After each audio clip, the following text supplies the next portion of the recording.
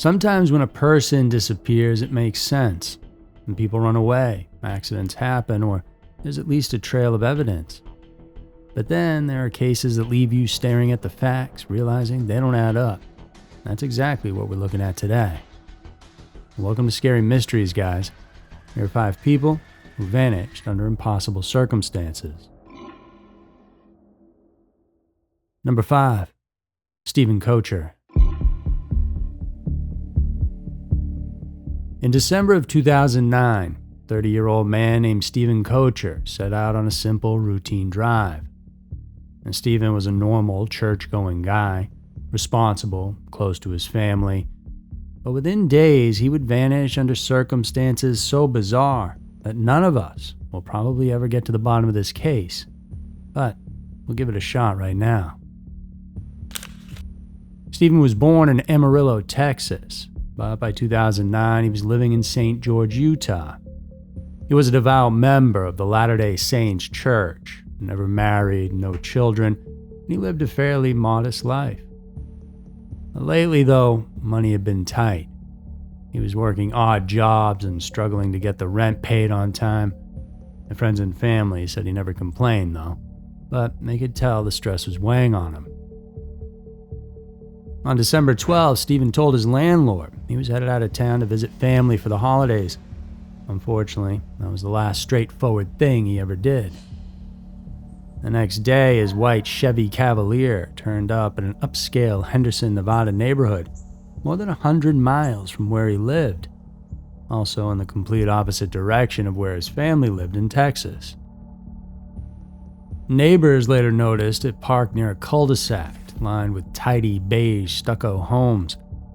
It wasn't out of place exactly, but what Stephen was doing there remains a mystery. Surveillance footage from a nearby house captured Stephen walking purposefully up the street that morning. He wasn't running and he didn't look lost or distressed. He carried nothing with him, no bag or phone in hand. He just walked out of frame and after that was never seen again. This person walks with purpose, right? What was that reason why he was there? Why would you be going to Henderson, Nevada on a Sunday at noon? And what makes this case so eerie really is the sheer lack of answers. Inside his car, he had Christmas gifts, a wrapped tin of cookies, and his church materials. His cell phone, which last pinged near the same Henderson neighborhood, went silent soon after. Police found no evidence of a struggle in the area, and no neighbors reported anything suspicious at all. And yet, Stephen never came back for his car. He never touched his bank account and never contacted friends or his family ever again. His life stopped dead in that cul-de-sac. So, what happened? Well, one theory is that Stephen drove to Henderson for a job opportunity. And we know he'd been searching for work, driving around to various towns. It's possible he was lured there under false pretenses. Others believe he may have gotten involved with someone secretly, maybe even romantically, and that led to foul play, but there's no real evidence to confirm it. But he was walking with purpose, like he had somewhere to go. Then there are the darker possibilities. Some investigators think he may have been the victim of a random crime, robbery, abduction, even a targeted attack. But again, no body, no witnesses, no trail. Plus, that doesn't really answer why he walked off all alone. Or could he have decided to leave this earth on his own accord? That too is always a possibility, but there was no note. The gifts he left behind suggest he planned to go see his family. As a devout LDS member, that would have gone against his beliefs too. His family strongly rejects this idea. And if that were the case, why a random cul-de-sac in Nevada? So if he's alive and he knows who he is, I have a hard time imagining he would just be gone and stay away from our family. And today, the disappearance of Stephen Kocher is one of Nevada's most perplexing mysteries. It's one that continues to haunt his family and anyone who looks too closely at that last grainy clip of him walking up that street. Like he had somewhere to be, when in reality, he was headed toward nothing we understand or someone with bad intentions. Number 4, 8 blocks.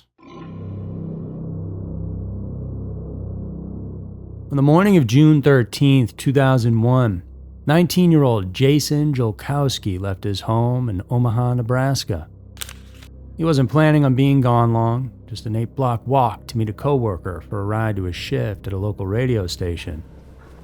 Though somewhere between his front door and that meeting spot, Jason disappeared. Just up and vanished into the ether. More than 2 decades later, not a single trace of him has ever been found. Jason was quiet, polite, and deeply into broadcasting. People who knew him well described him as dependable, maybe even a little shy, but not without a solid, dry sense of humor. He lived at home with his parents at the time, John and Kelly, while attending community college, and no one who knew him was worried about him headed to work that Wednesday. It was just a normal summer day. That morning, Jason's car was in the shop, so he had arranged for a coworker to pick him up at a nearby high school parking lot. It was only a half mile from his house, a walk that should have taken about 10 minutes. Around 10:45 a.m., Jason left home wearing black slacks, a blue Cubs t-shirt, and carrying his work bag. He never made it to that high school.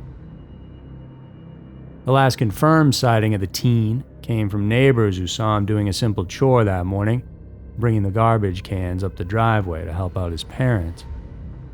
He waved at them, gave a smile, and that was it. No one else saw him on his walk. At least, no one came forward to say so. And no one reported hearing a struggle of any sort. No one saw a vehicle stopped on the side of the road. It was broad daylight in a residential neighborhood, and Jason simply vanished. And his coworker waited at that high school, scanning the parking lot for Jason. Minutes ticked by, but he never showed up. Eventually, that coworker left, assuming maybe the plans had fallen through.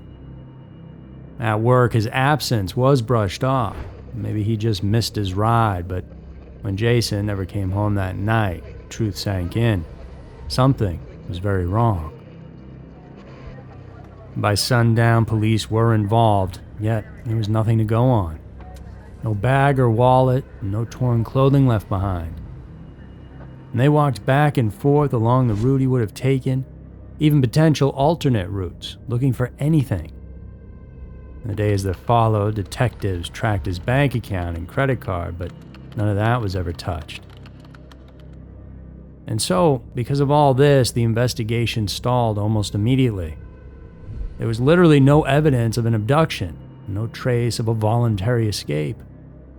Jason had no money, no car, no reason to disappear. None of it made sense. There's no leads. Nobody saw anything. And, the detectives just didn't find anything. So there's no way of knowing. For his parents, the agony was unbearable. In the years following this incident, they pushed for greater awareness of missing young adults. That effort turned into Project Jason, a nonprofit dedicated to helping families of the missing. While the organization closed in 2016, its impact in spreading resources and awareness was profound. Over time, theories about Jason's disappearance have circulated, though in the end they're just speculation. One person's guess is as good as another's.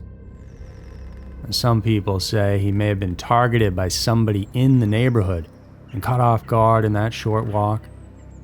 It is possible that no one would have seen anything if he had just exited his house and then some person took him somewhere and did something or left him where no one will ever find him. If that's the case, though, who and why? It's not like they got any cash from it. Others think it was a crime of opportunity, an abductor happening to pass at the exact wrong moment. And maybe he was hit by a vehicle. But if that's the case, then they picked him up and took him with them. Otherwise, police would have found the body. And so, in the end, no one really knows, and that's what makes this case so messed up. It's so simple and yet so mysterious. Jason didn't vanish in a remote forest or on a late-night drive. He disappeared in broad daylight, on a route he'd walked countless times in a neighborhood where people knew his face, and nobody saw a thing. Number 3. Ben McDaniel. On the afternoon of August 18, 2010, 30-year-old Ben McDaniel walked into the clear blue waters of Vortex Spring, Florida, suited up for a deep dive. Security cameras captured him descending toward the cave system, a place known for danger even among seasoned divers. Hours passed by, but Ben never resurfaced. Now, at first, it looked like a diving accident, but when rescue teams searched the caves, even pushing further than anyone had before, they found no sign of him. There was no body or gear, nothing at all. That's when Ben's disappearance turned from just tragedy into a mystery. I poked in every nook and cranny that I could find. I do not think he's in that cave. Ben was from Collierville, Tennessee. His life in many ways had been marked by struggle. His younger brother Paul had died in 2008 from a stroke, and the grief weighed heavily on Ben and his family. And he was also going through a divorce and trying to figure out his future. And that summer, he moved into his parents' beach house in Florida, using the time to reset, and diving had become his way to escape. Now, Vortex Spring was both a popular dive site and a notorious one. The limestone cave system ran deep underground, twisting into passages that had claimed more than a dozen lives before Ben ever arrived. A steel gate blocked entry beyond the safe zone, and only certified cave divers had keys, and Ben wasn't certified. He had self-taught himself to cave dive, which may not be the safest thing in the world to do. He wasn't certified with the cave diving, but knew exactly what he should and shouldn't do. In the weeks leading up to his disappearance, other divers reported seeing him practicing in the caves, even making it past the gate when others left it unlocked. And he'd been warned repeatedly about the risks, but he pushed forward anyway. On August 18th, witnesses saw him prepping for a late afternoon dive. He chatted briefly with staff and then descended. When he didn't come back up, alarms went off. His truck was still in the parking lot. Inside were his wallet, phone, and a notebook filled with personal thoughts. On the seat lay a map of the cave system he'd drawn himself. Recovery divers searched for days, and they explored every reachable passage, even squeezing into tight, dangerous tunnels. Some nearly lost their lives while trying to find him, but there was nothing. No sign of Ben's body or any equipment tangled in the cave. And so at this point, you might be thinking, well, he was swept out to sea. The currents got him. But that's not possible. Vortex Spring, you see, isn't connected to the ocean. It's a freshwater spring with crystal clear waters. That's part of the reason people love going into it. You can see everything. And the water within it flows from an underground aquifer, not a tidal inlet. And there's no path for a diver or a body to be swept out into the Gulf of Mexico or the Atlantic. And this spring has an outflow, not an inflow. So water is pushed up from the aquifer into the spring pool, which means the current pushes outward, not downward into the cave system. With those being the facts, some believe his body lies deeper than anyone has ever gone before, trapped in a hidden crevice of the cave system. If that's the case, you have to wonder why. Was it a mistake? Bravado of thinking he could go down deep and come out, only to find himself trapped? Or, as others have suggested, did he stage his own disappearance, slipping away from a life of pressure and pain?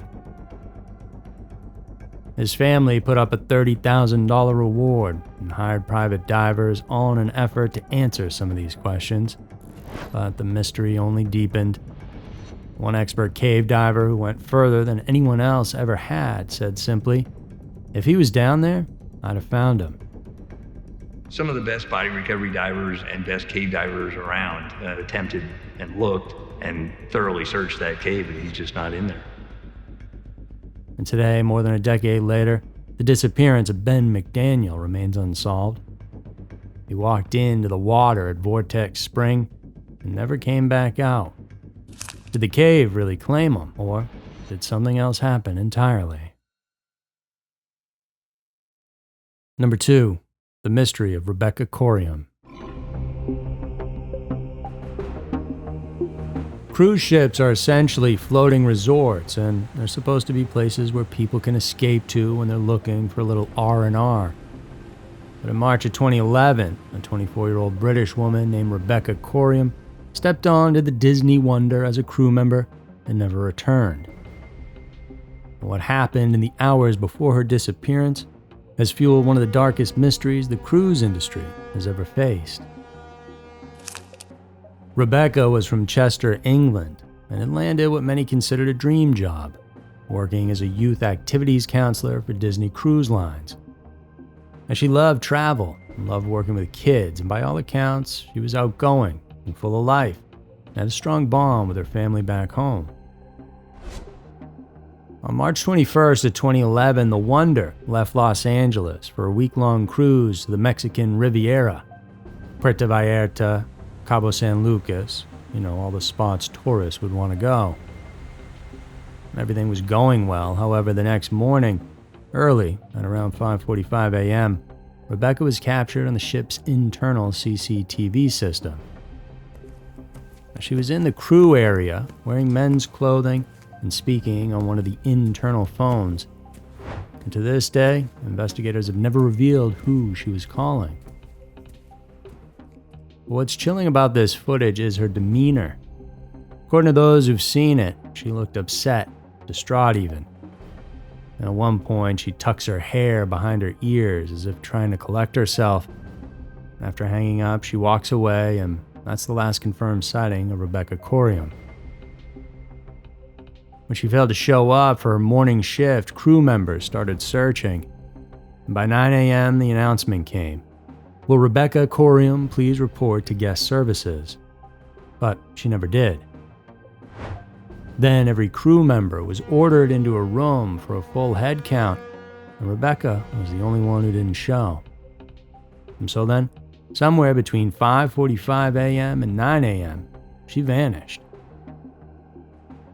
The official story put forward by Disney and Bahamian investigators, since the ship was registered in the Bahamas, was that Rebecca had been swept overboard from Deck 5, possibly by a rogue wave. They pointed to a pair of flip-flops found near a crew pool as evidence, but her family never believed it. And for one, those flip-flops weren't even hers. They were too big, and crewmates later said they recognized them as belonging to somebody else. More importantly, Deck 5 wasn't a place she would normally go at that hour, and if she had, the railings were high and the seas that day, they were calm. In other words, to be swept overboard would have been almost impossible. Adding to the suspicion was Disney's handling of the whole case. The Bahamian investigator assigned, he only spent a single day on the ship. Rebecca's family was then flown out to see the Wonder with their own eyes in Los Angeles, but Disney kept them heavily restricted, escorted, of course, at all times. And they were also not shown that CCTV footage right away. And crew members were reportedly warned not to speak about what happened. So Disney could keep up its squeaky clean image. Other troubling details emerged from there. Rebecca had apparently been in an on-again, off-again relationship with a female crew member, and some suggested she may have been under stress about it. Others believe she may have witnessed or been involved in something she wasn't supposed to see. So, somebody got rid of her. Now, to this day, no body has ever been recovered, and no one has put together the full story of what exactly happened. And if you ask her family, well, they're convinced there's a cover-up going on. We automatically assumed as well that the authorities would get on board the ship when it docked, but they didn't. It's not their jurisdiction. That's when we started thinking, what's something not right here? And then we started realising it comes under flags of convenience. and where the ship is registered.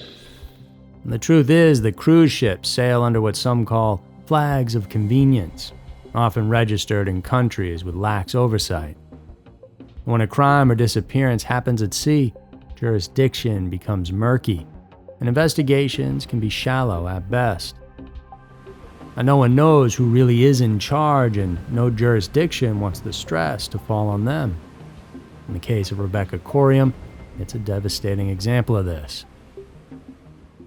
For her family, the uncertainty is torture, and for the rest of us, Rebecca's disappearance stands as a reminder that sometimes, even in the happiest places on earth, well, darkness lurks just out of sight. Number 1. Vanished on camera. On April 1st, 2006, 27-year-old med student Brian Schaefer went out for a night of drinks in Columbus, Ohio. The bars were packed because spring break was starting, and Brian was in good spirits. Cameras recorded him entering the Ugly Tuna Saloona, a second-floor campus bar in the heart of the University District. And hours later, as the crowd thinned and the night ended, Brian was gone. What makes his disappearance so disturbing is this. Surveillance cameras captured him going in, but never coming out. So, where'd he go? Brian was a second-year med student at The Ohio State University. He was ambitious, intelligent, and still reeling from a personal tragedy. His mother had died just weeks earlier from a long battle with cancer. And while he put on a strong front and seemed upbeat, those close to him could tell that underneath he was struggling.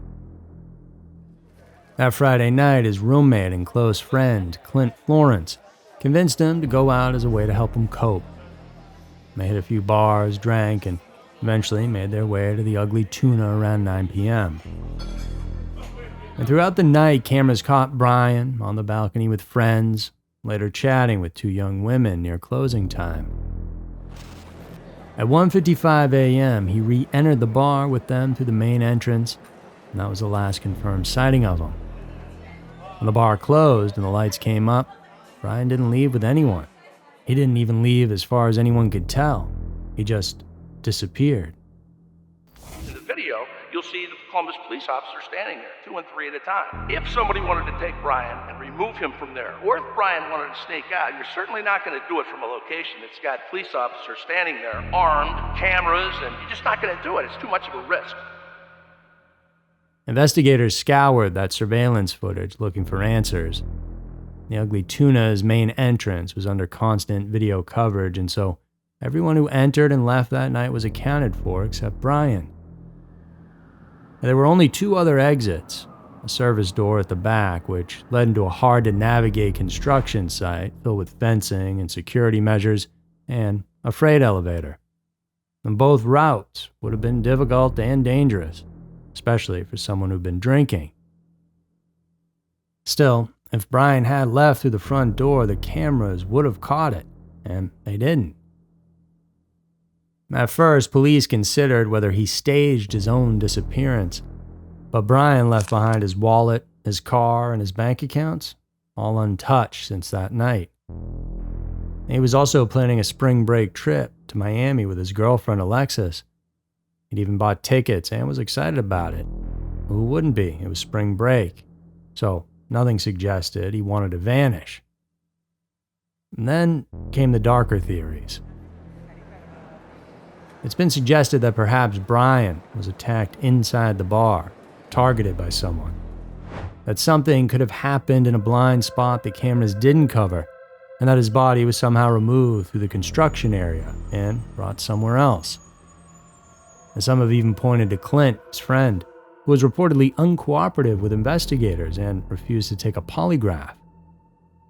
Now, police never named him as a suspect, but the lack of cooperation is a bit odd. Another possibility is that Brian slipped out through the service exit into the construction zone, became disoriented, and had some sort of accident.